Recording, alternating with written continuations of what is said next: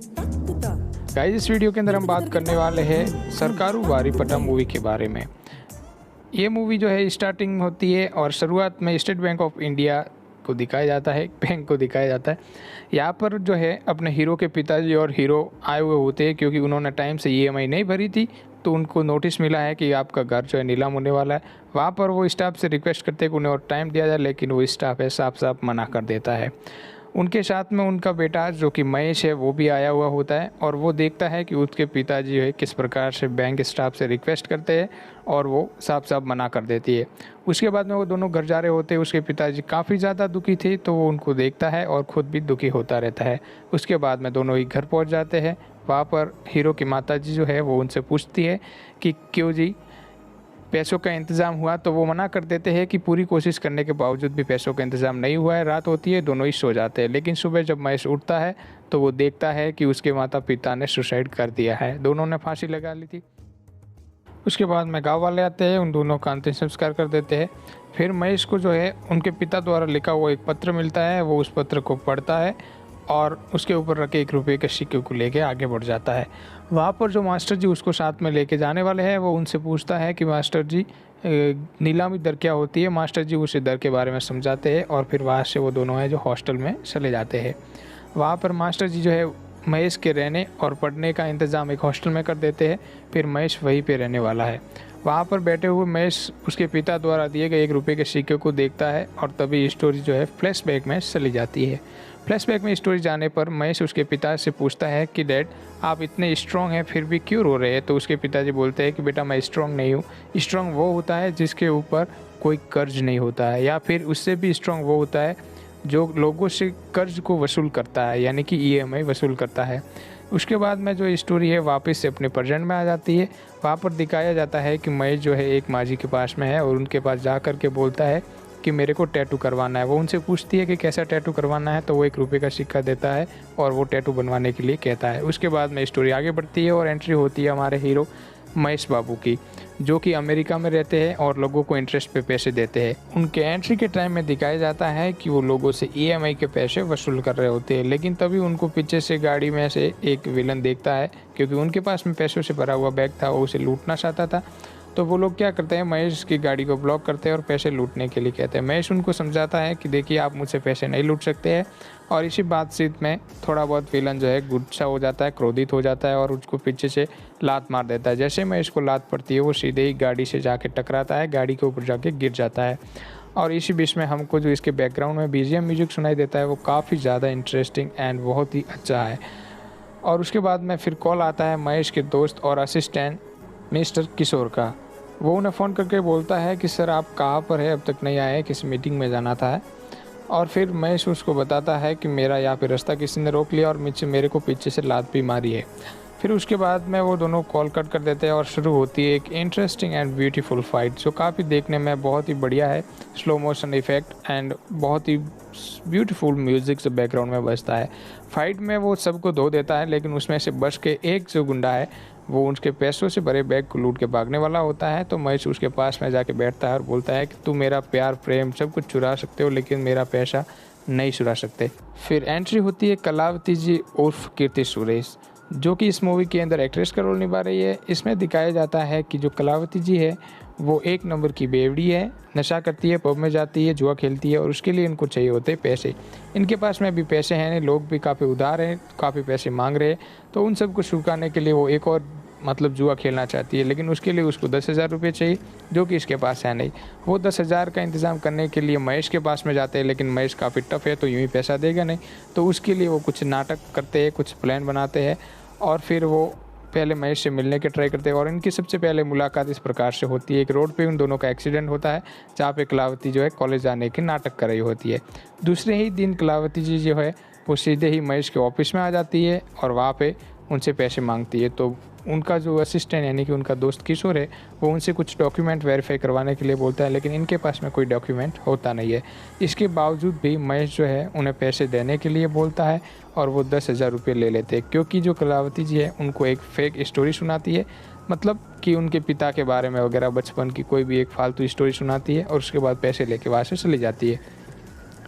फिर उन दोनों का यूँ ही प्यार वगैरह चलता रहता है, यानी कि कलावती जो है उसकी साइड से नाटक हो रहा होता है और महेश जो है अपनी तरफ से पूरी कोशिश करता है, वो प्यार करता है, मतलब सच्चा आशिक बन चुका होता है। लेकिन कलावती जी जो है पूरी तरह से नाटक कर रही है, वो उनको ठगती है एंड पैसा वगैरह चोरी करती है और उनसे बिल वगैरह पे करवाती है, जो कि आपके सामने है अभी किशोर के हाथ में, और किशोर को जो है वो बिल्कुल पसंद नहीं आता है। ये स्टोरी कुछ इसी प्रकार से आगे बढ़ती रहती है। बीच में अच्छे से सॉन्ग जैसे कि कलावती वगैरह का गाना आता है, वो गाना प्ले होता है, काफ़ी खूब ब्यूटीफुल है। उसके बाद में स्टोरी आगे बढ़ती है। महेश जो है अपने क्लाइंट से ईएमआई के पैसे वसूल कर रहा होता है, लेकिन वो भाग के पब में चला जाता है। लेकिन वो जब महेश उसका पीछा करता है तो वो वहाँ पे देखता है कि कलावती जो है ऑलरेडी पब में आई हुई होती है और वो जो है जुआ खेल रही है, दारू शराब पी रही है, नशा कर रही है। ये सब देखने के बाद में महेश काफ़ी शॉक्ड हो जाता है और वो परेशान और दुखी भी होता है कि मतलब जो है कलावती ने उसके साथ में धोखा किया है। उसे जो कुछ भी बताया था कि वो एक स्टूडेंट है, पढ़ाई के लिए पैसे ले रही है, वो सब फेक था। वो सारी बातें किशोर को बताता है और किशोर उसके लिए एक पैक बनाता है। वो दोनों ही पैक पीते हैं और फिर साथ में बातें भी करते हैं। लेकिन तभी कलावती का मैसेज आता है और वो बताता है कि कलावती का मैसेज आया है, तो किशोर उससे बात करता है कि हमें कल सुबह हमारे पूरे के पूरे पैसे चाहिए। ये सुनने के बाद कलावती बिल्कुल शॉक्ड हो जाती है कि ऐसा क्या हो गया, ऐसा क्या देख लिया जो पैसे मांग रहे हैं। अगले दिन जब सुबह होती है तब वो तीनों मिलते हैं और महेश जो उससे पैसे मांगता है कि किशोर इसको बोलो अभी के अभी हमारे पैसे दे दे। लेकिन कलावती मना कर देती है कि इतने शॉर्ट नोटिस में मैं जो है पैसे नहीं दे सकती हूँ।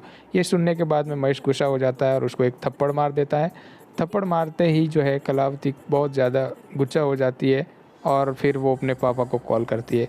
उसके पिता को कॉल करने के बाद महेश को फ़ोन दिया जाता है, उन दोनों की बातें होती है और उसके पिता जो है कुछ ज़्यादा ही पहुंची हुई हस्ती है, इसलिए उनके लिए एक कमांडो भेजते हैं। कमांडो को देखने के बाद महेश और किशोर वहाँ से चले जाते हैं। फिर अगले दिन सुबह होती है और वहाँ पे महेश को ना देखने पर किशोर उसको कॉल करता है कि सर आप कहाँ पर है। फिर किशोर महेश बताता है कि मैं एयरपोर्ट पे हूँ, अभी इंडिया जा रहा हूँ। तो वो पूछता है कि सर आप इंडिया क्यों जा रहे हैं, तो बताता है कि हमारे $10,000 का जो उधार लिया था कलावती ने, वो पैसे मैं उसके पिता से वसूल करूँगा। उसके बाद में वो इंडिया जाता है। वहाँ पे कैब ड्राइवर से कुछ बातें होती है कि उनको कहाँ रहना है, लेकिन उसी कैब ड्राइवर के घर पे रहने का फिक्स हो जाता है। तो कैब ड्राइवर नाराज़ होता है कि उसको कमीशन नहीं मिलेगा। फिर महेश बताता है कि घर काफ़ी ब्यूटीफुल है, मतलब इतना भी बुरा नहीं है, तो तुम एक काम करना, जो होटल वाले कमीशन देते हैं वो तुम मेरे पास से ले लेना। फिर उसके बाद में वहाँ पे वो अपने मास्टर जी से मिलता है, जिन्होंने बचपन में उसका दाखिला एक हॉस्टल में करवाया था, उसके रहने का इंतज़ाम किया था। वहाँ पे मास्टर जी से मिलने के बाद में वो चाय पीते हुए कुछ बातें भी करते हैं। फिर एंट्री होती है हमारे विलन की, जिसका नाम है इस मूवी के अंदर राजेंद्र। तो देखिए इसमें एक ट्विस्ट है कि जिस प्रकार से अपने हीरो को ईएमआई के हर जो ईएमआई के पैसे होते हैं वो किसी भी हालत में लेने ही से, मतलब चाहे कुछ भी हो जाए वो ईएमआई के पैसा लेता ही है, वैसे ही अपना जो विलन है वो कभी किसी को लोन देता नहीं है। अगर किसी से लिया तो वो लिया देगा नहीं। फिर वो सुबह क्या होता है, महेश उसके ऑफिस में जाता है और उससे मिलता है और बताता है कि सर मैं अमेरिका से आया हूँ, मैंने आपकी बेटी को $10,000 का दिया था लोन, लेकिन वो भी नहीं दे रही है। हमने बात भी की थी फ़ोन पे।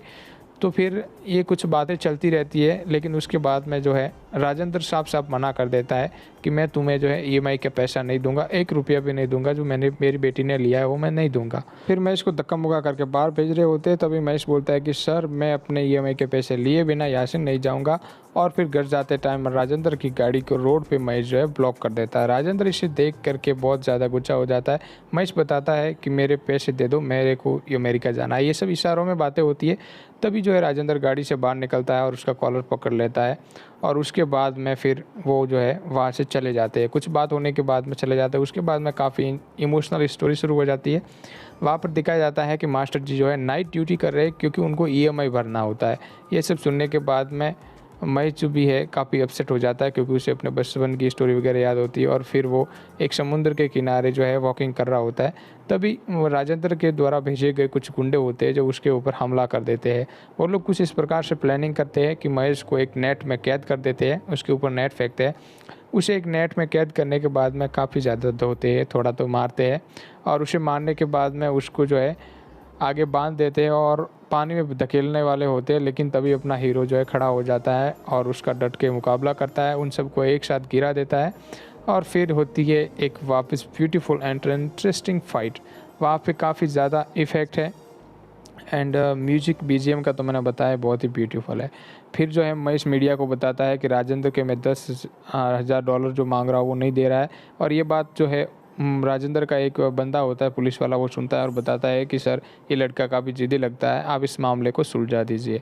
तो राजेंद्र उसे अपने ऑफिस में बुलाता है और बोलता है कि मैं तुम्हें पैसे देने के लिए तैयार हूँ, लेकिन एक कंडीशन पर। तुम्हें जो है मीडिया के सामने जाकर ये बताना होगा कि उसने जो भी मतलब बोला है राजेंद्र के बारे में कि वो उसके पैसे मांगता है, वो सब झूठ था।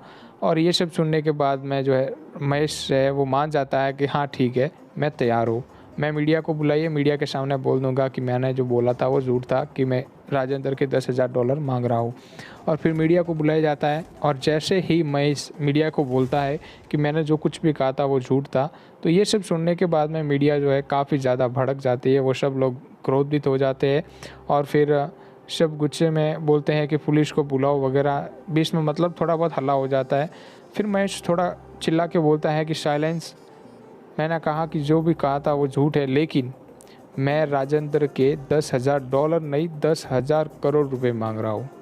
ये सुनने के बाद में वहाँ पे जितने भी मीडिया थे सब के होश उड़ जाते हैं। ये सब कहने के बाद में महेश वहाँ से निकलता है और टाइम होता है इंटरवल का, यानी कि इस मूवी के अंदर इंटरवल आ जाता है और हम भी इस वीडियो को देंगे यहाँ पे ब्रेक। इसके अगले पार्ट में हम बताएंगे कि आगे की स्टोरी में क्या हुआ था। अगर आपको वीडियो अच्छा लगा है तो प्लीज़ वीडियो को लाइक कर दीजिए। अगर आपको ये वीडियो अच्छा लगा है तो इस लाल कलर के बटन को दबा करके इस चैनल को सब्सक्राइब कर दीजिए। इसके पास में आने वाले बेल आइकन पे क्लिक कीजिए और इसे ऑल पे सेट कर दीजिए। Thank you so much for watching this video. Have a nice day.